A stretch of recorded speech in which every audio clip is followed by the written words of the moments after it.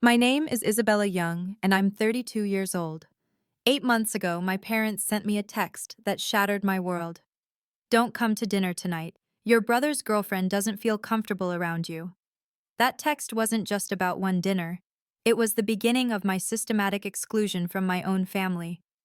For months, I watched as they chose a stranger over their own daughter, canceled my birthday celebration, and even suggested I wasn't family-oriented enough to be included in their will. But what they didn't know was that 5 years ago, they signed a document that would come back to haunt them. At my promotion party last week, when they publicly humiliated me in front of 30 guests, I finally revealed what that document said. If you're watching this, please subscribe and let me know where you're watching from. This is my story. It was a Thursday evening in March when everything changed. I was in my kitchen, carefully wrapping the homemade tiramisu I'd spent 3 hours perfecting, Mom's favorite dessert. My phone buzzed with a message from her. Isabella, please don't come tonight. Melissa feels you judge her, and we want to keep peace in the family. We'll catch up another time. I read it 3 times, certain I was misunderstanding. Melissa, my brother Marcus's girlfriend of exactly 2 months, a woman I'd met precisely twice, both times making every effort to welcome her into our family. The first time we met, she'd shown up to Sunday brunch in a designer dress that cost more than most people's rent, immediately launching into stories about her influence on social media. I'd smiled, asked about her interests, even followed her Instagram account with its 3,000 followers and endless selfies. The second time, at Marcus's birthday, she'd spent the entire evening clinging to my parents, calling my father Dad, and my mother the mom she always dreamed of. I called Mom immediately. What do you mean Melissa doesn't feel comfortable? What did I do? Honey, she says you look at her funny, that you make her feel unwelcome with your success talk. My success talk? Mom, she asked about my job. I answered. Well, maybe tone it down. Not everyone has your advantages.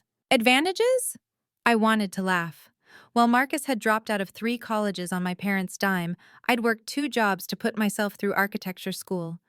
While he lived rent-free in their guest house at 28, I'd been independent since 22. Mom, this is a family dinner. I'm family. Melissa is going to be family too, Isabella. Marcus is serious about her. 2 months. They'd known each other 2 months, and suddenly she had veto power over my presence at the dinner table where I'd eaten thousands of meals. I set down the tiramisu, its chocolate dusting now seeming pointless. Through my kitchen window, I could see the city lights starting to twinkle. Somewhere across town, my family would be gathering without me, laughing at stories I wouldn't hear, making memories I wouldn't share. Fine, I said, my voice steadier than I felt. Enjoy your dinner. As I hung up, I didn't know this was just the beginning. That over the next 8 months, Melissa doesn't feel comfortable would become the reason I'd miss Easter, the 4th of July, even my own birthday dinner. But this was just the beginning of something much bigger than any of us realized. To understand how Melissa gained so much power so quickly, you need to understand my family dynamic. Growing up, I was the daughter who was supposed to follow in my parents' footsteps. Dad was a respected cardiologist, Mom a head nurse at the same hospital. From age 5, they'd introduce me as our future doctor. But I loved buildings, not bodies. I wanted to create spaces where people lived, not operating rooms where they might die. When I chose architecture over medicine, you'd have thought I'd chosen prison over paradise. Such a waste of your intelligence, Dad would say at every family gathering, even as I graduated summa cum laude. Meanwhile, Marcus could do no wrong. When he dropped out of pre-med, Dad called it finding himself. When he failed business school, Mom said he was too creative for traditional education. When he moved back home at 26 with no job and no plans, they renovated the guest house just for him. While Marcus slept until noon and played video games, I quietly built my career from scratch. Internships that paid nothing. Entry-level positions where I was the only woman in the room. 70-hour weeks that no one in my family asked about because architecture wasn't real medicine. By 31, I'd become the youngest senior designer at my firm. My parents' response? That's nice, dear. Did you hear Marcus got an interview at that pharmaceutical company? The interview he never showed up for. I loved my brother, but the inequality was exhausting. Every achievement of mine was met with polite disinterest. Every failure of his was met with excuses and financial support. When I bought my condo with my own money, they gave Marcus a BMW for motivation. So when Melissa appeared and immediately started praising their parenting, calling them inspirational and the perfect family, they didn't just welcome her, they worshipped her. Melissa Carter entered our lives like a perfectly calibrated missile. Marcus met her at a networking event he'd actually attended, Miracle Number 1. Within a week, she was at family dinner, batting her eyelashes at my father and helping my mother in the kitchen. "She's everything we hoped for, Marcus," Mom gushed after that first dinner. "So family-oriented, unlike some people who prioritize their careers." The jab wasn't subtle. Melissa knew exactly which buttons to push. She called my dad the father she never had, after knowing him for 3 weeks.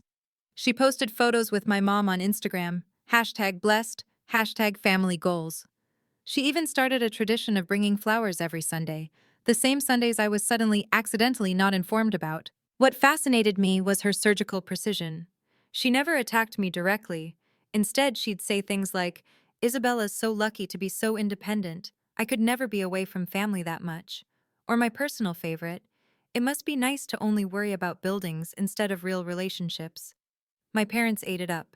Within a month, Melissa had her own key to my parents' house. Within 2 months, she was helping Mom redecorate, removing family photos that included me from the main rooms, replacing them with pictures of her and Marcus.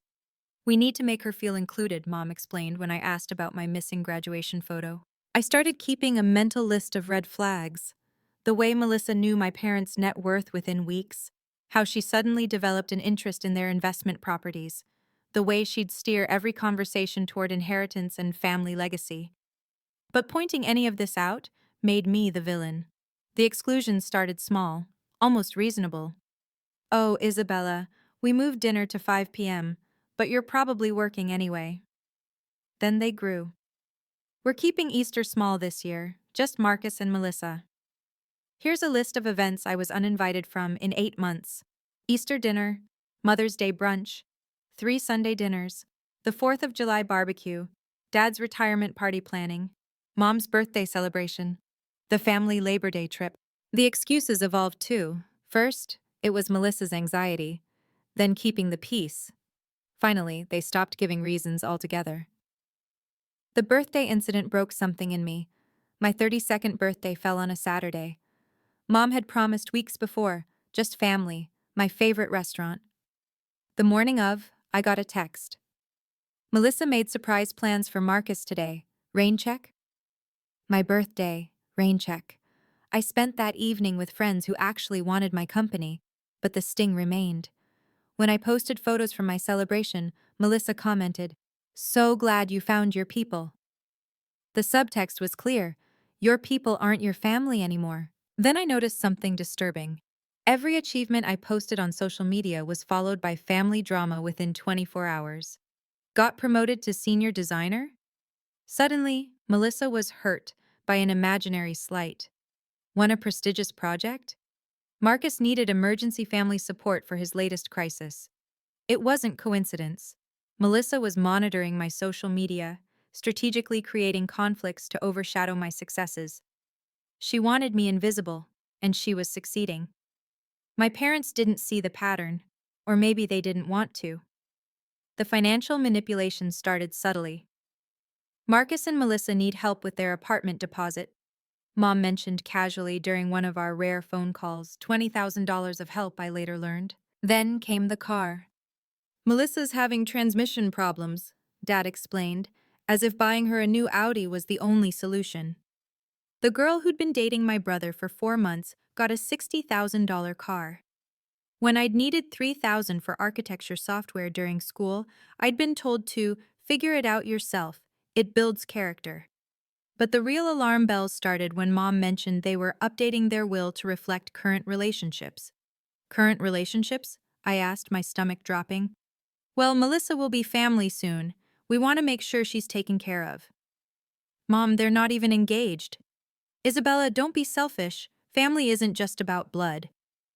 Funny how that philosophy never applied when I needed support. I started paying attention to the financial patterns.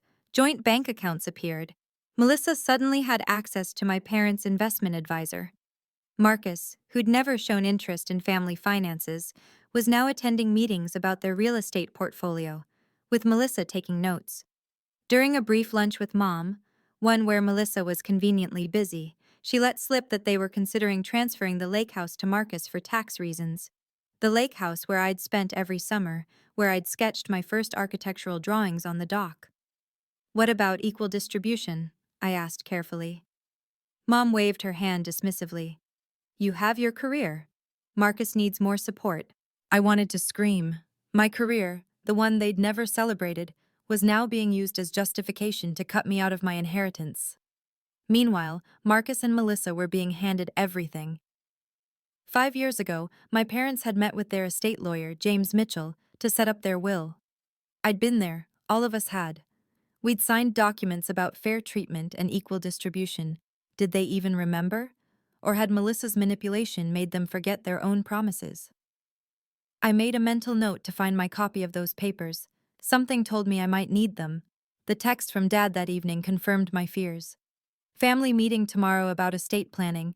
You don't need to come, we know you're busy with work. I wasn't busy, but I was definitely no longer considered family enough to be included in family financial decisions. While my family erased me from their personal life, my professional life was soaring. 3 months into the Melissa era, I'd been promoted to senior designer. 6 months in, I was leading the redesign of the city's new cultural center, a $40 million project that would define my career.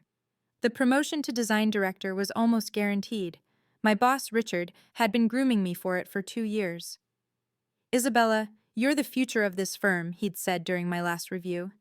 The announcement would happen at a formal celebration, the kind of event where having supportive family matters. That's when Melissa started infiltrating my professional world. It started innocently. She'd found my company on LinkedIn, followed all my colleagues. Then she started commenting on articles about our projects. So interesting. Marcus's family is so accomplished. Marcus's family, not mine. The real shock came when my colleague Janet mentioned, your brother's girlfriend is quite interested in architecture. She reached out about potential collaborations for her influencer content. Collaborations? Melissa had 3,000 followers and zero connection to design, but she was positioning herself as adjacent to my success, trying to leverage my professional reputation for her own gain. Then she crossed a line.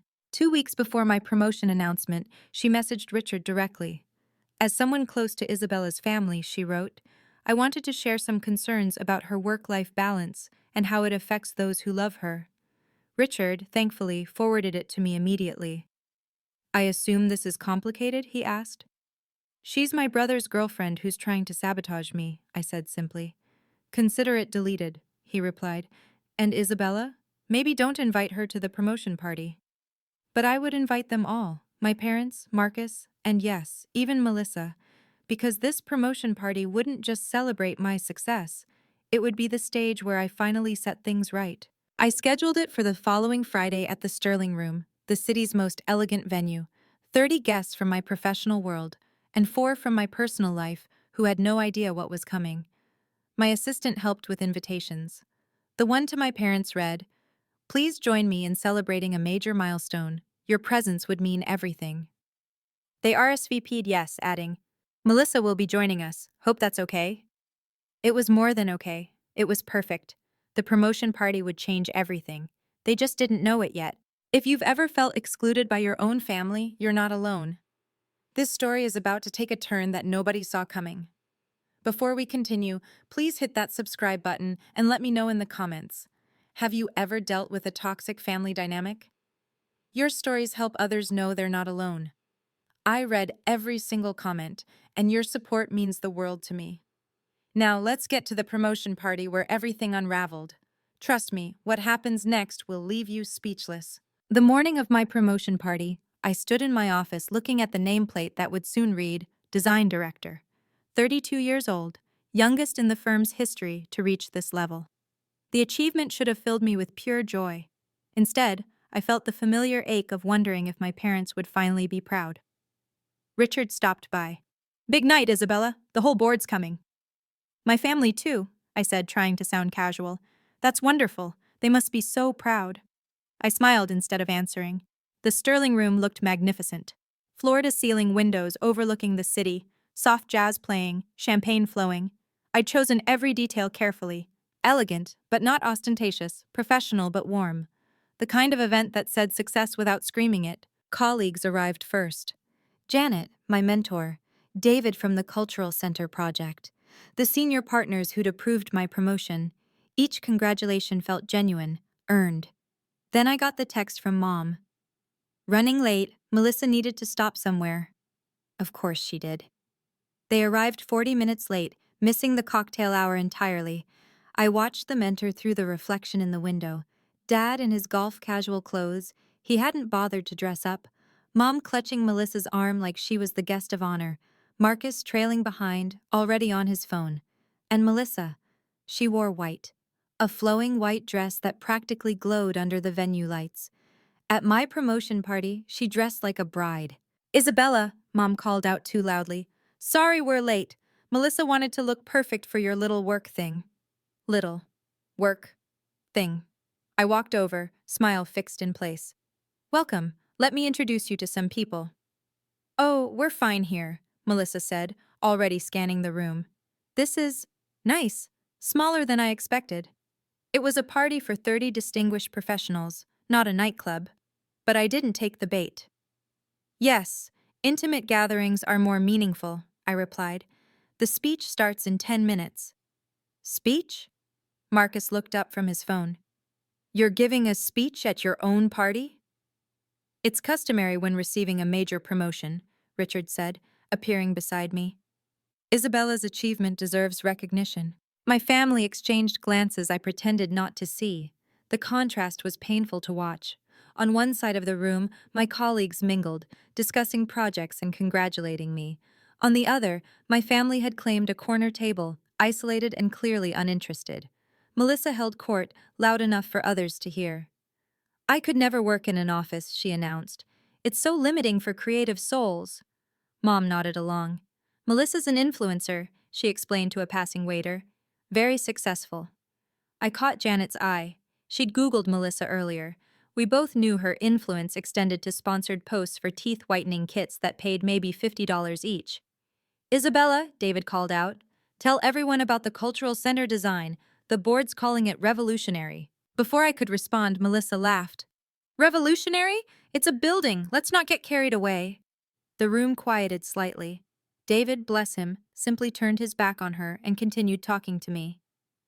As I circulated, I noticed Melissa taking photos, not of the celebration, but selfies with the venue as backdrop. She was already crafting her narrative. Look where I am, look how important. Marcus hadn't looked up from his phone once. Dad was checking his watch. Only Mom made an effort, though even she seemed more interested in whatever Melissa was saying than in her daughter's achievement. 5 minutes until the toast, Richard announced. I excused myself to touch up my lipstick, needing a moment to center myself. In the bathroom mirror, I saw what my colleagues saw, a successful woman at the pinnacle of her career. What my family saw, I couldn't fathom anymore. When I returned, Melissa was standing, phone positioned on the table, camera facing the podium area. What are you doing? I asked. Recording for my followers, she said breezily. They love behind-the-scenes content. My promotion. Her content. Actually, I said calmly, I'd prefer no recording during the speech. She rolled her eyes. God, Isabella, not everything's about you. At my own promotion party, the irony was almost funny. Places everyone, Richard called. Let's celebrate our newest design director. As I walked to the podium, I caught sight of someone I hadn't expected, James Mitchell, my parents' estate lawyer, taking a seat near the back. Interesting timing. James Mitchell sat at a back table, briefcase beside his chair, looking like any other professional guest. My parents didn't notice him. Why would they? They'd met him exactly twice, 5 years ago for the will, and once for a revision. They certainly wouldn't recognize him in a room full of strangers. Who's that? Janet whispered, following my gaze. An old family friend, I said carefully. He's been a mentor in some personal matters. It wasn't a lie. After discovering my parents' plans to restructure their will, I'd reached out to James privately.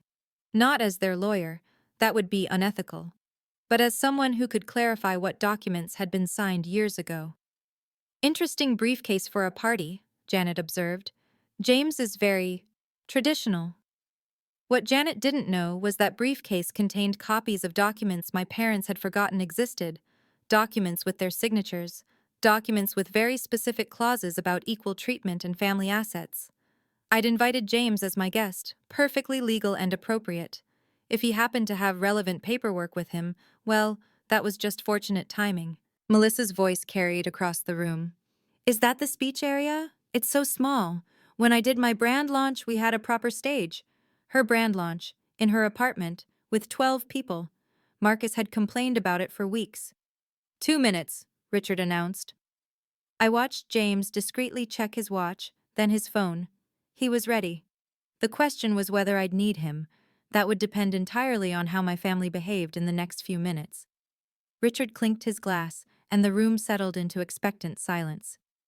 Before Isabella speaks, I want to say something. In 15 years with this firm, I've rarely seen such talent combined with integrity. Isabella Young represents the future of architectural design. Applause filled the room. I glanced at my family's table. Dad was texting. Marcus stared at the ceiling. Mom clapped politely. Melissa wasn't even pretending to pay attention. She was adjusting her phone's angle, making sure she'd be in the background of any footage.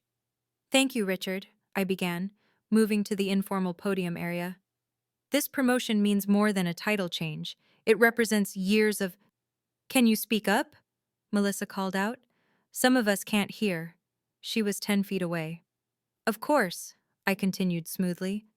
This represents years of dedication to creating spaces where people can thrive. Architecture isn't just about buildings, it's about understanding human needs and responding with empathy and innovation. I saw several colleagues nodding. My parents, however, were having a whispered conversation with Melissa. The Cultural Center project taught me that success comes from collaboration, from valuing every voice in the room, and from maintaining integrity even when faced with challenges. Melissa stood up, holding her wineglass, and started walking toward the bathroom, directly through my line of sight. Oh, sorry, she said loudly, not sounding sorry at all. Don't mind me. Continue your speech. I watched her weave between tables, taking the longest possible route. Several colleagues frowned at the disruption. As I was saying, I continued, voice steady, integrity matters in everything we do, in our designs, in our relationships, in how we treat people.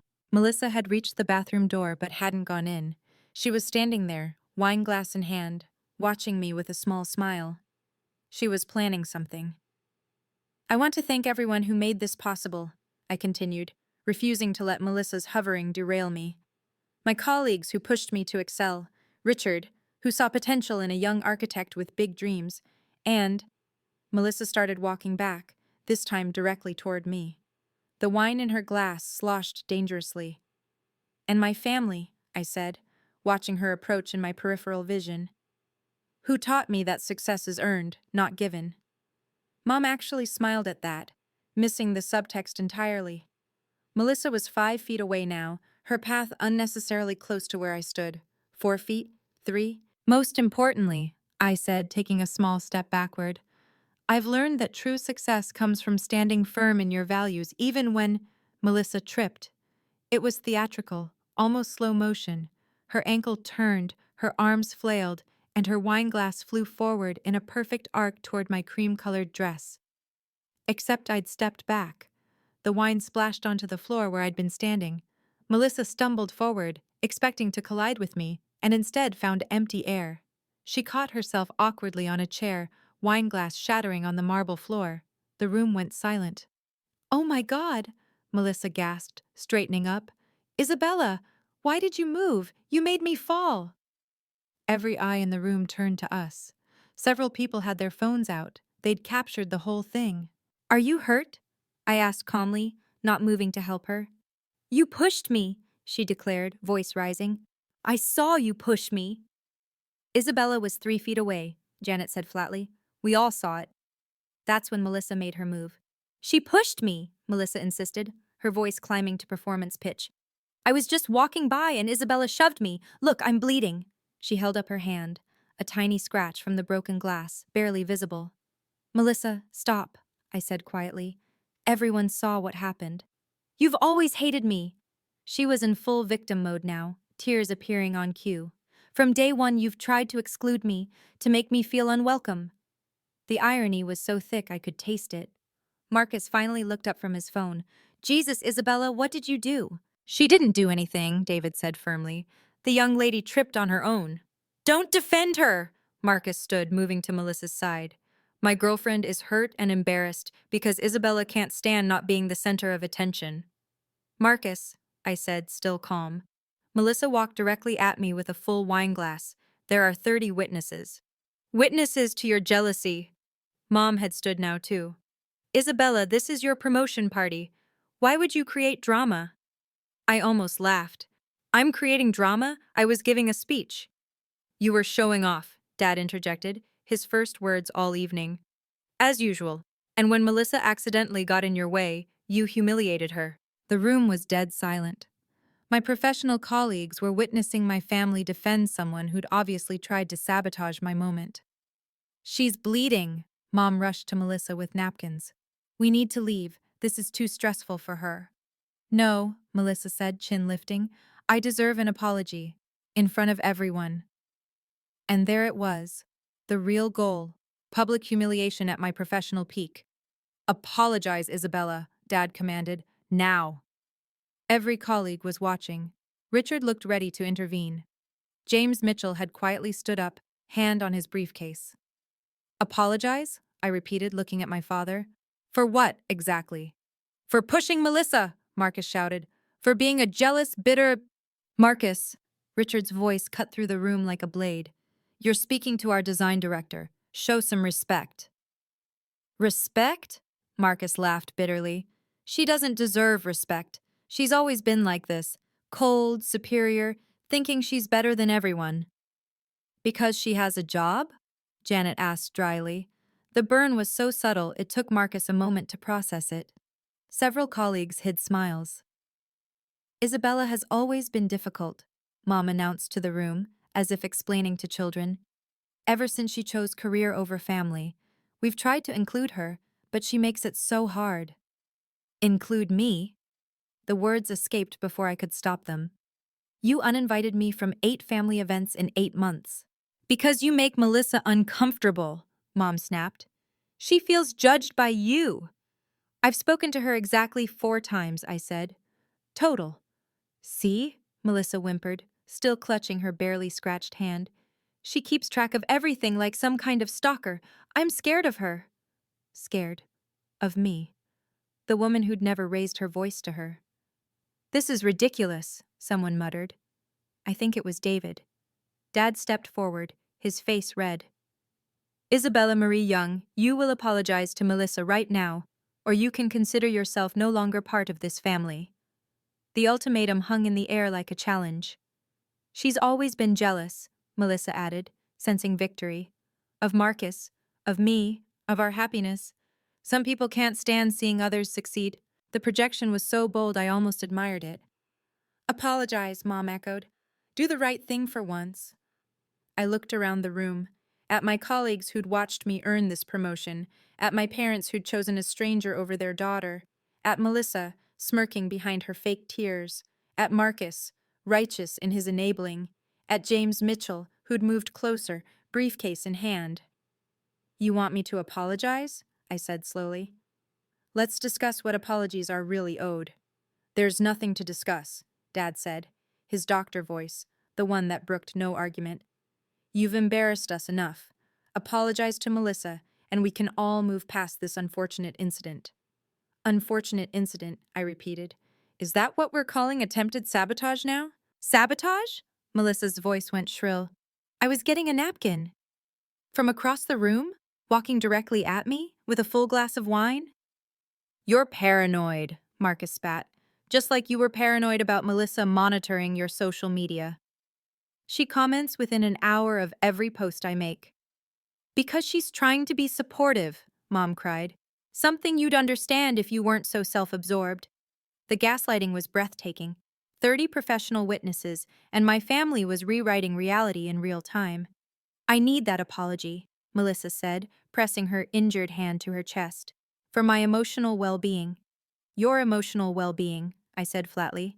Yes, being attacked at what should be a celebration, it's traumatic. I took a deep breath, feeling the weight of 30 pairs of eyes. My colleagues watching to see if I'd buckle. My family, certain I would.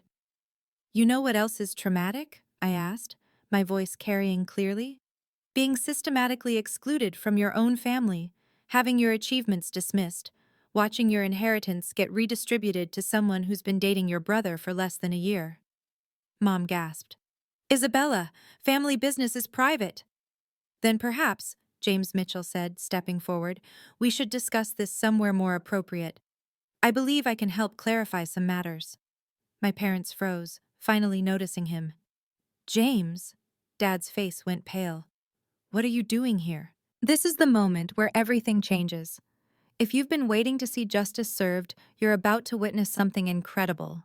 But first, if this story resonates with you, please like this video and share it with someone who needs to hear that standing up for yourself is always worth it.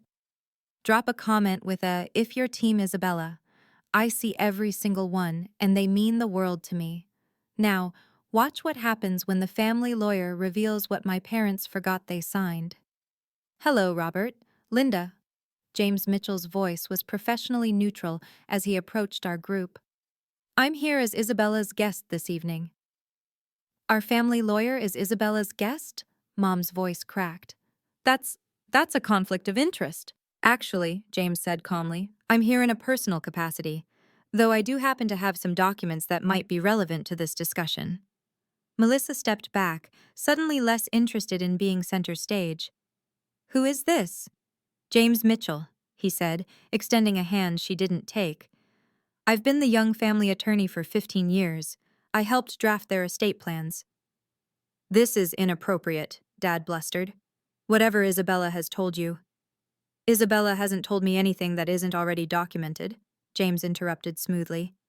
However, given what I've just witnessed, I think it's important to remind you of certain legal agreements you signed.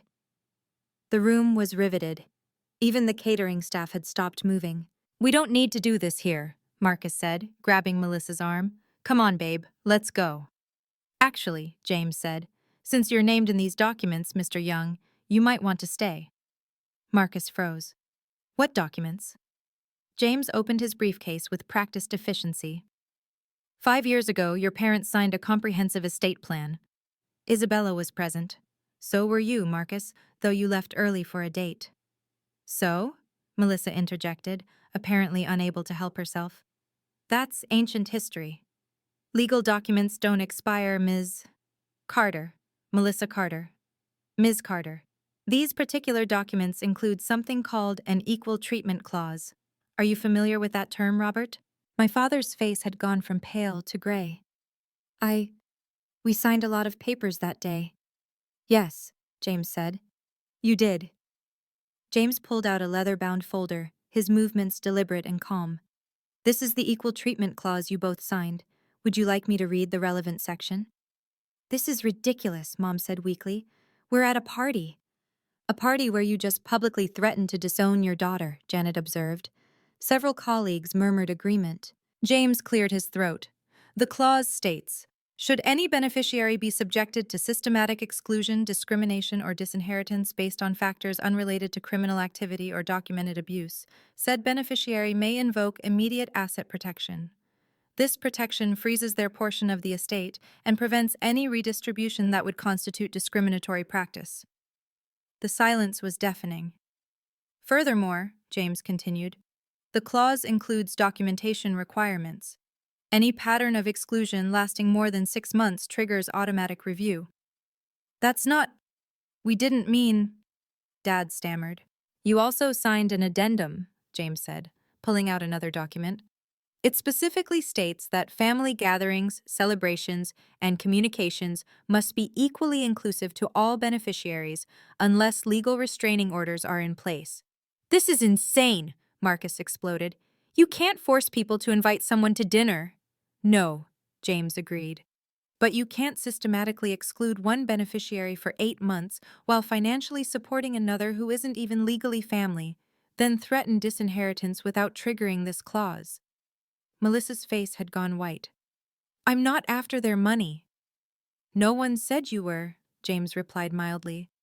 Though the $20,000 apartment deposit and $60,000 Audi might suggest otherwise. Gasps rippled through the room. My colleagues were getting quite a show.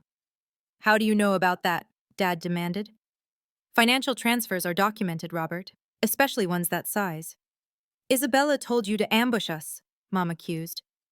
Isabella invoked her rights under a legal document you signed, James corrected, after 8 months of documented exclusion, witnessed threats of disinheritance, and what appears to be an attempt at public humiliation at her professional celebration. He gestured to the room full of witnesses, all of which has been rather thoroughly observed. Isabella, James said, turning to me, would you like to present your documentation? I pulled out my phone, my hands steady despite my racing heart. 8 months of text messages starting with "Don't come to dinner, Melissa doesn't feel comfortable." I showed the screen to James, who nodded. March 15th, then April 2nd, Easter. April 28th, Sunday dinner. May 12th, Mother's Day. Those were private family decisions, Mom protested. May 30th, Memorial Day barbecue, I continued. June 15th, Dad's retirement party planning. July 4th, keeping it small. July 28th, my birthday dinner canceled for Melissa's surprise plans. You're keeping score? Marcus said disgustedly. That's sick. It's called evidence, Richard said quietly. We use it in the professional world. There's more, I said. Screenshots of Melissa's social media posts from every family event I was excluded from. 32 posts tagged family goals. 0 with me in them. That proves nothing, Melissa shrieked. It proves a pattern, James said, combined with tonight's witnessed events, including your attempted assault with the wine glass. Assault? Melissa laughed hysterically. It was an accident, which multiple witnesses saw you stage, David added. I have it on video if needed. 3 other colleagues nodded. They'd recorded it too. The birthday cancellation is particularly relevant, James noted. Canceling a child's birthday celebration for a non-family member's plans could be considered emotional abuse under the terms of the clause. Emotional abuse? Dad's voice cracked. We're her parents. Who publicly told her she's no longer part of the family, James reminded him, in front of 30 witnesses, after 8 months of documented exclusion. Based on the documented evidence, James announced, his voice carrying the weight of legal authority, Isabella is within her rights to invoke immediate asset protection. This means her inheritance, currently valued at approximately 1/3 of the estate, is frozen and protected from any redistribution. 1/3? Melissa's voice pitched high. What do you mean 1/3?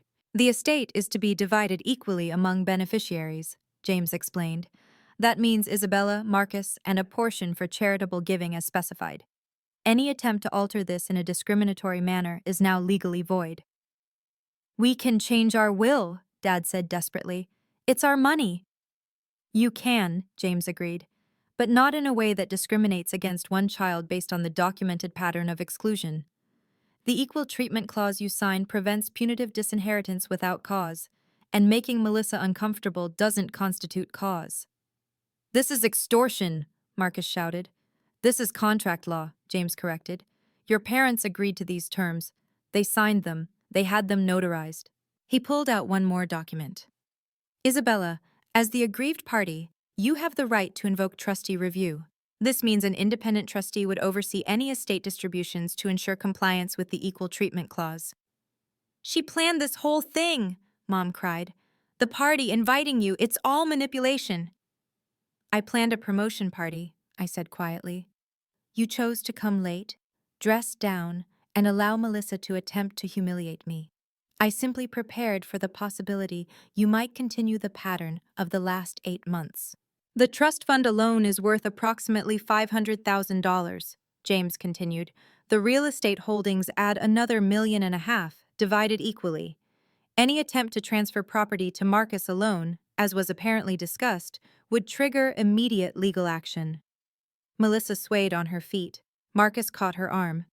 Furthermore, James added, any financial gifts exceeding normal parameters, such as apartment deposits or luxury vehicles, given to one beneficiary or their partners must be matched for all beneficiaries, retroactive to the signing date.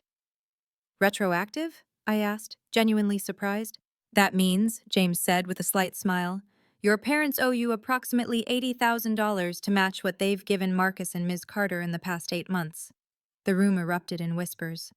I'll need you to sign this acknowledgement, James said, producing a single-page document. It simply confirms you're invoking your rights under the Equal Treatment Clause, effective immediately. I took the pen he offered, feeling the weight of 30 pairs of eyes on me. My hand didn't shake as I signed my name. This is effective immediately, James announced. The estate trustees will be notified Monday morning. You're destroying this family, Mom sobbed. No, I said, finally finding my voice fully. I'm protecting myself from a family that discarded me the moment someone newer and shinier came along. We didn't discard you, Dad protested. We just… Melissa needed my exclusion, I finished. And you gave it to her. For 8 months, you chose her comfort over my presence. That was your choice. This is mine. I turned to address the room, my colleagues, my real supporters. I apologize for the disruption to what should have been a professional celebration. But perhaps it's fitting that you all witnessed this. You've seen who actually supports my success and who tries to sabotage it. We're leaving, Marcus announced, pulling Melissa toward the door. This is sick. You're sick, Isabella. Marcus, James called after him. You should know that any harassment or retaliation against Isabella will be considered violation of the clause. That includes social media defamation. Melissa made a strangled sound. I'd like you all to leave now, I said to my parents. This is my celebration, and you're no longer welcome. Isabella, please, Mom started. You demanded I apologize for something I didn't do, I said calmly. You threatened to disown me in front of my colleagues. You chose your path. Now leave. Richard stepped forward. I'll escort you out. The next morning, my phone had 47 messages. I ignored them all and went for a run, breathing in the crisp morning air, feeling lighter than I had in months. When I finally checked, the family group chat was in meltdown. Marcus had written a novel-length rant about my betrayal and greed. Mom had sent 18 separate messages ranging from anger to guilt trips to pleas for reconciliation. Dad had simply written, "You've made your choice." Yes, I had. Aunt Patricia called around noon. The family is in chaos, she said. Your mother is telling everyone you ambushed them with a lawyer. They ambushed me with 8 months of exclusion, I replied. Melissa's telling people you assaulted her. Multiple videos prove otherwise, Patricia paused. Is it true she got a $60,000 car? Ask Mom and Dad. Jesus. Another pause. Good for you, Isabella. Someone needed to stand up to this nonsense. The family divided quickly. The relatives who'd noticed my absence at events sided with me. Those who bought into Melissa's victim narrative sided with them. Cousin Jennifer texted, Melissa unfriended everyone and made her profile private. Guess the influencer thing wasn't working out. The most telling response came from my grandmother, my dad's mother, who'd been in assisted living and missed most of the drama. She called me directly. I heard you finally grew a spine. About time. That girl was after money from day one. Your parents are fools. Thanks, Grandma. Come visit me. Bring that lawyer. I want to update my will too.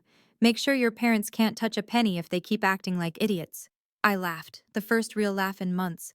I love you, Grandma. Love you too, sweetheart. Stay strong. Monday morning at the office was surreal. Word had spread, but not in the way I'd feared. Instead of judgment, I found respect. Richard called me into his office. Friday was eventful. I'm so sorry for the disruption. Don't apologize. You handled an impossible situation with grace and intelligence, preparing legal protection while maintaining your composure. That's exactly the kind of strategic thinking we need in leadership. I wasn't sure how it would look professionally. It looked like someone who knows their worth and won't accept less. The board was impressed. David specifically said, if she can handle that with such dignity, she can handle any difficult client. Janet knocked and entered. The whole office is talking about it. You're a hero to anyone who's ever had toxic family drama. I just wanted to celebrate my promotion, I said. And you did, Richard smiled. Just with more fireworks than expected. By the way, 3 clients called this morning specifically requesting you lead their projects. Apparently, they want someone who doesn't take any bullshit. That afternoon, an enormous bouquet arrived at my desk. The card read, "Congratulations on your promotion. Sorry for missing the speech. The colleagues who matter." It was signed by everyone in the firm. Later, our biggest client, Sandra Morrison, pulled me aside at a meeting. "I heard about Friday. My daughter went through something similar with her in-laws. You did the right thing. Never apologize for demanding respect." My professional world, it turned out, understood something my family never had. Respect isn't negotiable, it's fundamental. 2 weeks later, the other shoe dropped. Marcus called at midnight, drunk and sobbing. I almost didn't answer, but curiosity won. "She left me," he slurred. "Melissa, she fucking left me." I stayed silent. The moment she found out the money was protected, she started pulling away, said I misrepresented our family's situation. Can you believe that? Yes, I could. "She was using me," he continued, the revelation apparently just hitting him. "Using all of us. She found another guy, some tech founder, already posting photos with his family." I pulled up Instagram on my laptop while he talked. There she was, Melissa with a new man, his parents, at what looked like a yacht club. Posted 3 hours ago. "Blessed with the best. Family love." "Isabella, you there?" "I'm here. You were right about her." His voice broke. "I'm sorry. I'm so fucking sorry." "Marcus. No, let me finish. Mom and Dad are devastated. She had them convinced you were the problem. We all bought it because it was easier than seeing the truth." "Which was?" "That we were being played. That we were so desperate for me to be successful at something, even if it was just dating someone pretty, that we threw you away." The admission hung between us. "I need your help," he said finally. "Mom and Dad won't talk to me. They blame me for bringing her into our lives. I have nowhere to go." "You have the guest house." "They changed the locks." I closed my eyes. "Marcus, I can't be your safety net, not anymore. Please, goodbye, Marcus." I hung up and blocked his number. 3 months passed. The legal protections held firm. My parents made no attempt to challenge the equal treatment clause. James had made it clear they'd lose. I established new rules for my life. Family contact only through email, only for necessary legal matters. No emotional manipulation, no guilt trips, no surprise visits. The money they owed me, $80,000 to match their gifts to Marcus and Melissa, was transferred without comment. I donated half to a scholarship fund for female architecture students and used the rest to start a foundation supporting people estranged from toxic families. Mom sent a letter in month 4. Not an email, an actual letter, in her perfect handwriting. "Isabella, we realize now how blind we were. Melissa played us, but we let her. We chose to believe her over you because it was easier than admitting Marcus was being manipulated. And maybe because we were always harder on you, expected more from you, because you were capable of more. That's not an excuse, it's a confession. We failed you as parents. We let an outsider convince us to abandon our daughter. We chose comfort over truth, ease over family. Dad is too proud to write, but he cries when he sees your building featured in the architectural magazines. He's collected every article. We don't expect forgiveness. We don't deserve it. But if you ever want to try rebuilding, we're here. On your terms, Mom." I read it twice, then filed it away. Maybe someday I'd be ready to respond. But not yet. Trust, once shattered, doesn't rebuild with words. It rebuilds with consistent actions over time. I focused on my chosen family instead. Janet, who'd become a true mentor. Richard, who'd promoted me again 6 months later. My team, who respected my boundaries and celebrated my successes. Even James Mitchell became a friend, meeting for coffee monthly to discuss not legal matters but life, books, the art of standing firm when the world wants you to bend. "You did the hardest thing," he told me once. "You chose yourself when everyone demanded you choose them." "It shouldn't have been hard. Family should want you to choose yourself too." "Should," he agreed, "but that's why we have contracts, for when should fails." Looking back now, I realize the wine incident was a gift. Without Melissa's public performance, I might have endured years more of quiet exclusion, gradual erasure, death by 1,000 small cuts. Instead, she forced everything into the light, in front of witnesses, On camera. Undeniable. The lesson isn't about revenge or winning, it's about preparation. Document everything. Know your rights, have backup plans, and most importantly, recognize that family isn't about blood, it's about respect. Some people will say I destroyed my family. I say my family destroyed itself the moment they chose a manipulator over their own daughter. I simply refuse to be collateral damage. Today, I'm design director at one of the city's top firms. My projects have won awards my parents will never see me receive. I spend holidays with people who actually want me there, and I sleep peacefully, knowing I stood up for myself when it mattered most. Family isn't about blood, it's about respect. And respect, as I learned that night at my promotion party, is non-negotiable. If you've made it this far, you understand. You know what it's like to be the scapegoat, the excluded one, the family member who's somehow always the problem. You're not the problem. You never were. Thank you for listening to my story. If you've made it this far, you're probably someone who understands the pain of family betrayal. Remember, you deserve respect, especially from those who claim to love you. Please subscribe if this resonated with you and comment below. Have you ever had to set firm boundaries with family? What was the turning point for you? Your story might help someone else find their strength. And if you know someone who needs to hear this, please share it with them. Until next time, remember, you are worthy of respect, always.